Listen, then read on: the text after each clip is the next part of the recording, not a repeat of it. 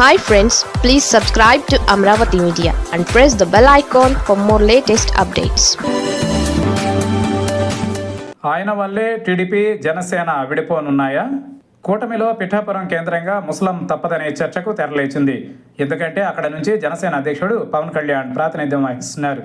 2019 ఎన్నికలలో 2 చోట్ల పోటీ చేసి ఓడిపోయి తీవ్ర నిరాశ నిస్పృహలలో ఉన్న పవన్ కళ్యాణ్కు చట్టసభలో అడుగుపెట్టడం సవాల్గా మారింది.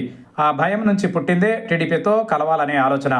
మరోవైపు పొత్తు లేకుండా వైఎస్ఆర్సీపీని ఎదుర్కోలేమని చంద్రబాబు కూడా భయం ఉండింది. ధైర్యాన్ని కూడగట్టుకోవడానికి 2 భయాలు కలిశాయి.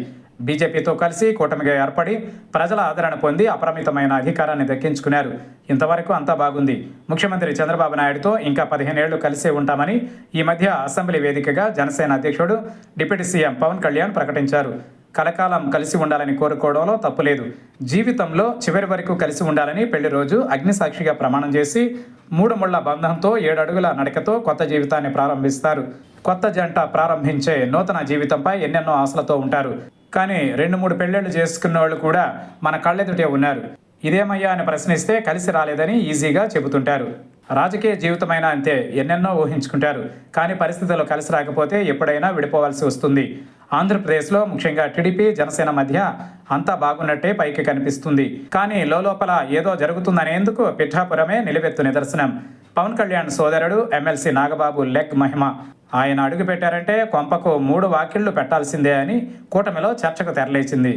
పిఠాపురంలో టీడీపీ భాగస్వామ్యం లేకుండా నాగబాబు పలు ప్రారంభోత్సవాలు శంకుస్థాపనలు చేశారు.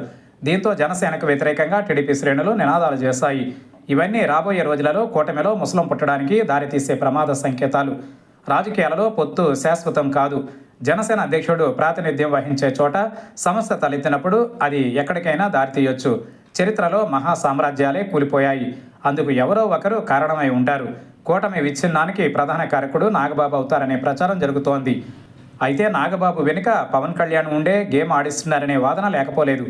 ఇకపై పిఠాపురం కేంద్రంగా రాజకీయ సంచలనాలు చోటు చేసుకోనున్నాయనే వాదనను కొట్టిపారేయలేం.